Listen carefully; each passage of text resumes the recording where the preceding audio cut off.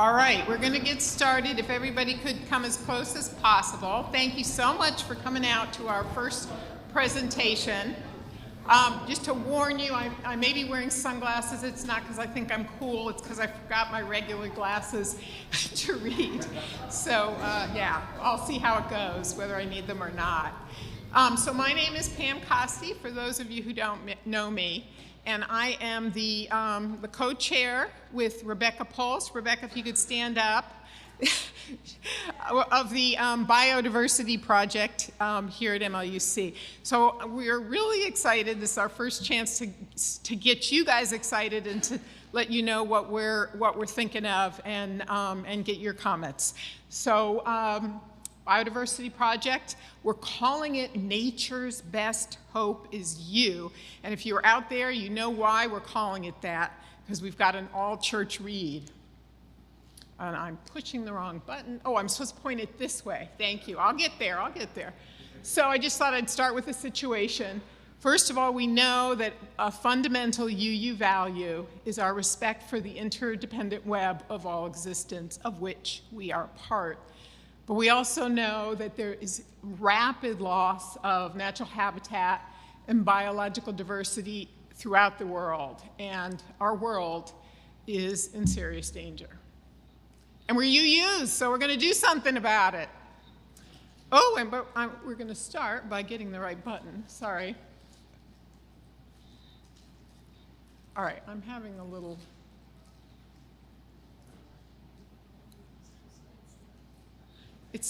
Am I pointing wrong? There we go. But it's not going to the second slide. Can I just say slide and have you do it? There we go. This is a quote from E.O. Wilson, quoted in Nature's Best Hope, the book we'll all be reading. Conservation biology is a discipline with a deadline. So biodiversity is rapidly diminishing. But can I just say turn? Because I'm pushing the right button and it's going back. Next slide, please. But he also says, there can be no purpose more inspiring than to begin the age of restoration, reweaving the wondrous diversity of life that still surrounds us. Now that sounds like a spiritual call, do something to me. So next slide, please. So we are going to be we are leading a very large, actually, collaborative effort for regional diversity. So we're working with a larger group. This is a spring initiative with a 3-month focus. So we got the book out now. We're going to get really cracking March, April, and May, and hopefully continue. It is an interfaith collaboration. I've been in contact, we've been meeting with more than 10 other faith groups in the region who are joining us, who are very excited about the project. Including, we have a synagogue that has 750 families. So we are leading a large group of diverse folks who are ready to make a difference. This is really important because this is the kind of project where if one of us does something, that's good. If the whole congregation here does something, that's going to start to make an impact on our environment. If we can get regionally more people to get involved, that's really going to change the region, and that's the beginning of changing our world. So this is our planning team, me and Rebecca. Holly Alden, if you're here, stand up. Yasara Antar, I know she's in another meeting. Andy Back, Leslie Bass. Leslie keeps me honest. She's our master gardener. I've learned a lot from her. David Brown, so we've got 2 wonderful staff members. Bill D'Agostino, who's our communications manager, has already been doing a kick-ass job for us.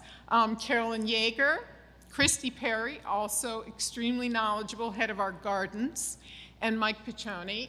And one more person we've just added and that's Pat Hennessy. So yeah, if you'd all stand up so you know who your team is.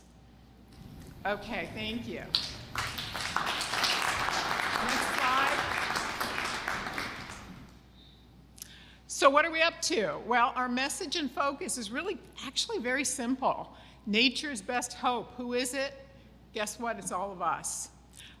We're going to be employing the homegrown national park model to help restore the natural habitat and biodiversity of our region.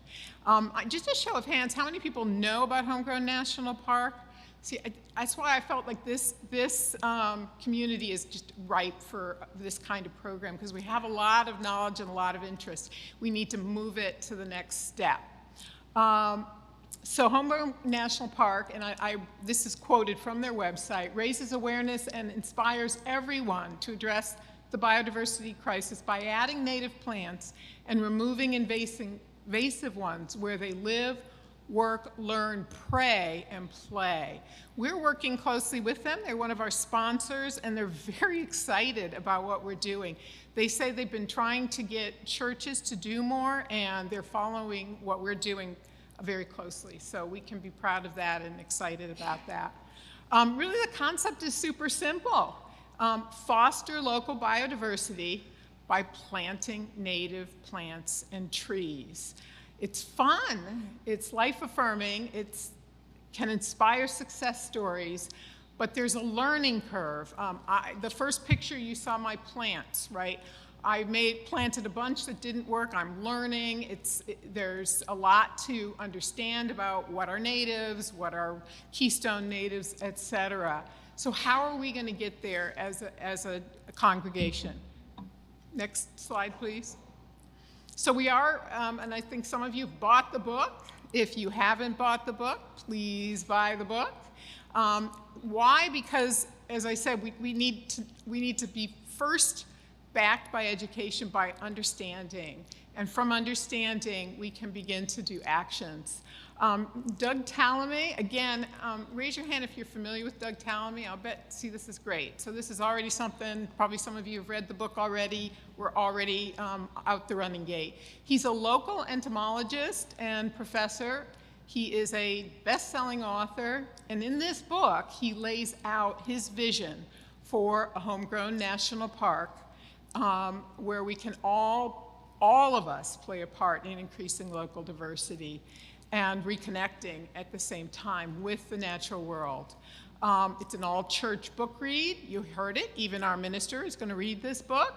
And we have also, when I leave today, I'm going to go and drop off the book at 3 of the partner churches. We're going to be giving each partner church a copy of the book so that they can consider either using the book or in other ways getting this messaging, the education piece of this out in a wider way. Next slide, please. So these are the programs. So the all-church read is key, but we're going to be doing a lot of programs. It's going to be basically the bandwidth that we all have, our enthusiasm for how much we do. But we've already got quite a bit scheduled and planned. As I noted, we have 3 offering outreach partners, and they are also the sponsors of the program. Homegrown National Park, Pennsylvania Interfaith Power and Light, and Darby Creek Valley Association. All 3 of these organizations do a lot of work for biodiversity in our region, and with Homegrown National Park, that's nationwide. Our minister is going to do a biodiversity focused service with wonderful nature music on April 20, which is Easter. So mark your calendars for that. Central, we realized we wanted to do an Earth Day celebration, and we got a good start on that. It's going to be the afternoon of April 26th, which is a Saturday.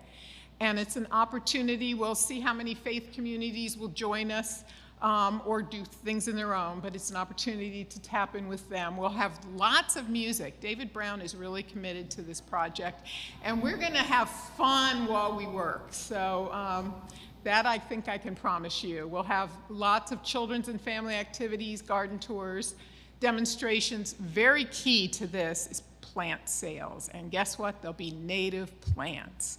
Christy's working on that, and there'll probably be a lot of keystone plants. If you don't know what that means, you'll be learning soon. We'll also be doing, outside of the Earth Day celebration, we've already lined up some wonderful lectures, a related art show probably, demonstrations, films, and some fun field trips that will give you a chance to see what other people are doing. Again, you've probably seen some of those, but we'll take a look at some more. Central to the project is we're doing things for ourselves in our yards, for the church, but we're reaching out, as we always like to do, and we will be doing cleanups, either native plantings, possibly invasive removal, in environmental justice communities as we are able, probably in conjunction with Darby Creek Valley Association. I'm talking to Schuylkill Nature Center. We may do some work there as well. This is going to be open to all partners in the public. Again, I think we're going to have music, so if you like to do work while you're singing. Next slide, please. So again, central to the project, which is exciting but very simple really, is buy native, plant native, and I like to add celebrate in community, because it's from many of you that I've learned and gotten started on this. I am not a great gardener. I have so much to learn, so this project's going to teach me. But working in community is a way to make it far more exciting and fun. The art committee is going to be creating a central visual element at the church, thinking oak tree, which is what kind of, help me here, it's like the most important tree. Keystone, thank you. It's a keystone. It has like hundreds of pollinators and other animals and insects who live in that. But something like that will give opportunity to add maybe leaves or names of each of us as we commit to buying a plant, right? And I know we're all at different levels. I'm finding it harder personally to get down on my knees and plant. So it might be something in a container that you'll be planting. It may be something you give to a neighbor or a friend. But it's passing, we're doing the work, the actual work, and we're also building a movement, building a cultural change in the world. Next slide, please. There we go. So I'm going to go, basically we're going to promote the heck out of it, and one of the ways that we'll be promoting it is through you. You're talking to your friends and your neighbors, and you're getting involved, and that's really what we need to do. We need to take something that's already percolating, right? I'm sure all of you have heard about native plants. Maybe you're doing a ton. Maybe you've got your first plant in there. Maybe your neighbor's driving you crazy. It's percolating. We need to take it out. We need to be helping in that growth. Next slide. So our collaborators. So we're learning how to work with 10, and we're still inviting others, collaborators, and we're keeping it very open. The idea is share and share alike. So I've written a roadmap, which I can share with you if you haven't already received it, which is basically our ever-changing plan of how we're going to get there. We're sharing potential speakers, we're sharing all the kinds of contacts to make it possible. And you guys are going to be the beneficiaries, because they're going to do some pretty kick-ass programming themselves, and we'll be invited to those programs, and we'll keep you informed about what they're up to. I'm a big believer, as you probably know, if you know me, in interfaith collaborations. I know we cannot do it alone, and we have to make, now more than ever, we have to make those connections, and we have to keep reaching out to other people. Yeah, so they're going to be, we've got a partner committee, and we're going back and forth, sharing material as we're able. Next slide, please. Your role. So we need, obviously, we're leaders, guys. MLUC is leading on this project. So we really want to look good. And we want to show them that we are leading not only on a committee, but throughout the congregation. We need everybody to get involved, and that means read the book, hear about the lectures, learn something new, take the tours, sign up as you are able for community cleanups. As I said, get the book, read, educate yourselves. We will be doing probably a book, some opportunities. We're figuring out where you can come and talk about the book together, or you can do it yourself. We actually have questions that if you wanted to start your own meeting about the book. But the key is, let's start to have a shared understanding of this. Finally, we're going to need volunteers. Now, we've laid a lot of groundwork, and there's a lot of opportunities that are very simple opportunities. Especially at Earth Day, we're going to be needing, people to sign in and to welcome people to run information tables, to serve healthy snacks. That all ties in to a healthy environment. Spearheading demonstrations. I just met a new member here. Is she here? Who is a beekeeper. Where's our beekeeper? She didn't show up? Anyhow, I've got her name. A beekeeper, that's amazing. That's a pollinator that we need. So she'll probably be involved in speaking, and she's worked with kids. This is great. So think about your own interests, whether you can do something or you can, any help, that you make a meal, whatever it is that would help that you can do. And finally, I said it a few times, get the word out and invite others to join us. This is a big deal. We have a chance to actually make a difference in our environment locally. So let's do it. All right, that's my presentation. Oh, I think, yeah, that was it.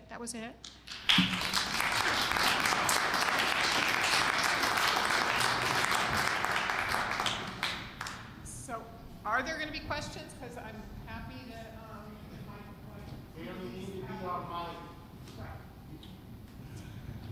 So Andy and Mike have mics.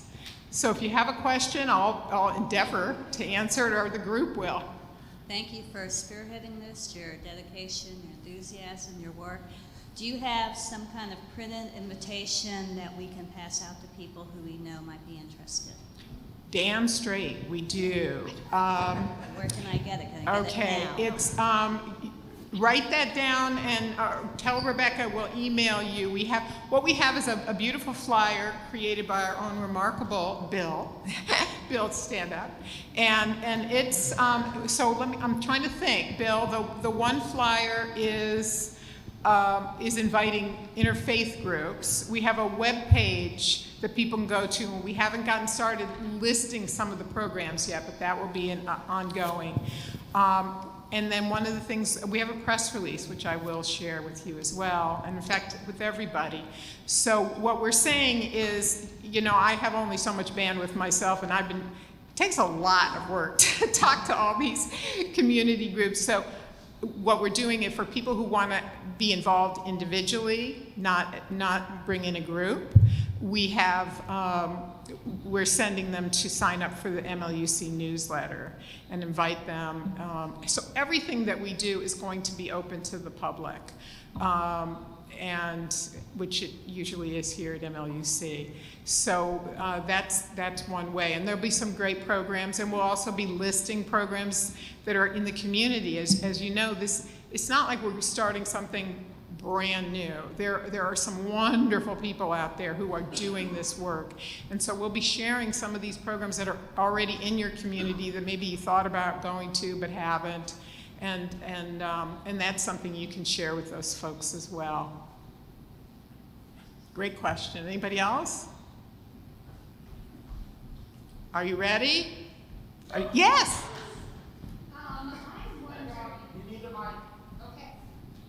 I got the mic. I'm wondering, with all of these disparate and fantastic actions that we can invite people to do, is there one action that stands above them all in your mind? Is it really that call to come on April 26th?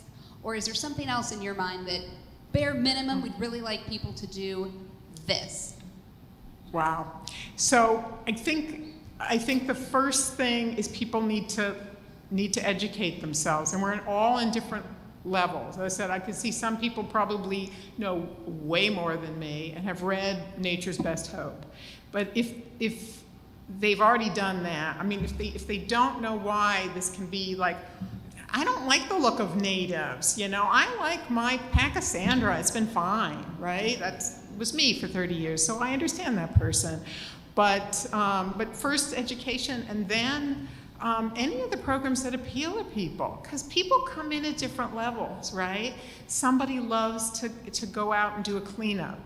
Somebody else isn't at that point but wants to come to an Earth Day with their kids. We're going to have kid activities. Somebody else wants to go tour Stoneleigh, where they've started everything is native, and they can tell us why it matters and what are some plants. So I just think, you know, get your toe in there.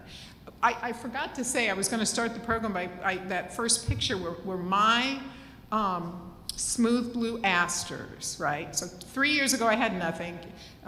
Dear Christy came out and inspired me. I made a lot of mistakes. Okay, see those? Those are 2 years old now. I ripped up the Pachysandra that had been there for 30 years. It was a painful project. And I added these, and I went outside in September. Remember, I'm a Cremy gardener. They were covered with bees. And I realized I have not seen bees in my yard in a decade. I mean, it was a spiritual experience, guys. I was like about to cry. And Andy knows.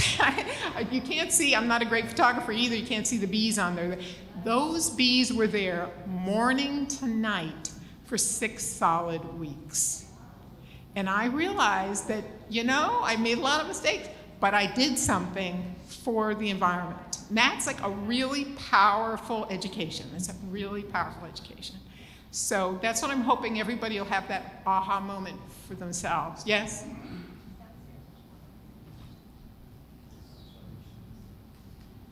I have an abundance of baby oak trees that came up after my beloved huge oak tree had to come down. Can I donate them? I'll dig them up and pot them when you have the sale. Are they Pennsylvania oaks?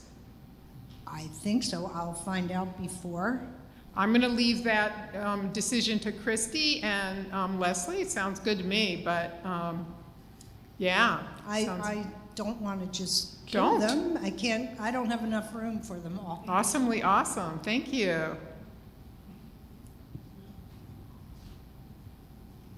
You're talking about educating ourselves. A great way to learn about native plants is to go to Mount Cuba, Yes. which probably a lot of people are familiar with. If you go on a tour, not only are you reading about it, they're showing you, what to plant different seasons, and they're turning that beautiful garden all into native over I haven't years. been. I'm psyched to see it. It's great. So. Thank you. And that's one we considered doing a tour of. I think we're going to do Stoneleigh, but if people like it totally jazzed, we can always do things at this church. I'm thinking, going back to what Reverend John was saying today, sometimes look to the past to where we're going in the future. And a number of years ago, my consciousness was raised. I mean, I'm a big environmental, as you know, Pam, supporter and always thinking about it. But I can suggest some other reading material that you might find really fascinating. Not only Rachel Carson's books, and not just The Silent Spring. She has other things that really explain a lot and make it clear what's happening. But also, E.O. Wilson is unbelievable. There's a documentary you can see about him, and I think I've read about at least 3 of his books, and every one of them has just gripped me. So I'm just throwing that out there for anyone who might be interested. Thank you. I may touch in on, because one of the things we're doing is open access, open resource. So that might be something we talk to you about, your top 10 books that relate to this topic. That's awesome. Oh, I see another hand.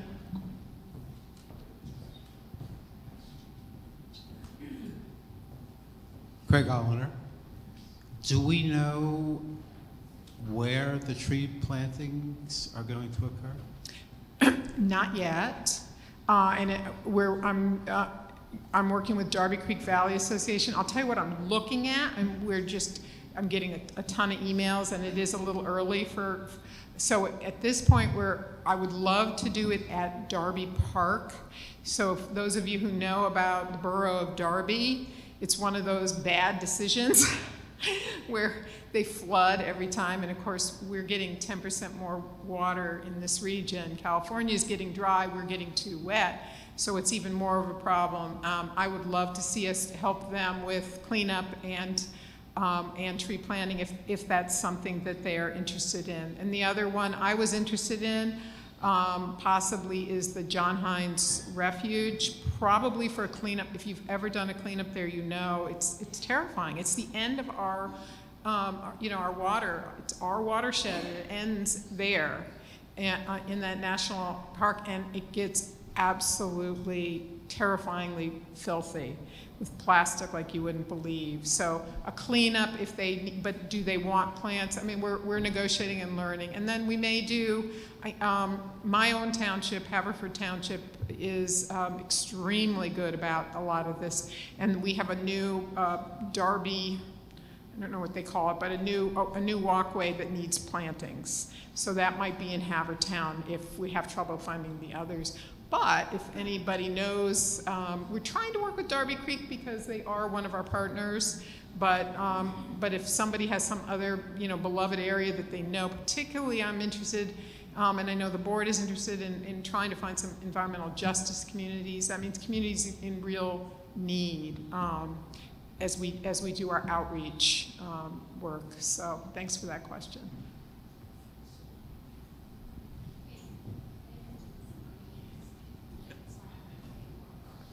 So Rebecca's telling us if you haven't signed already, please do sign in. And is there anybody who hasn't? Because she's got a form.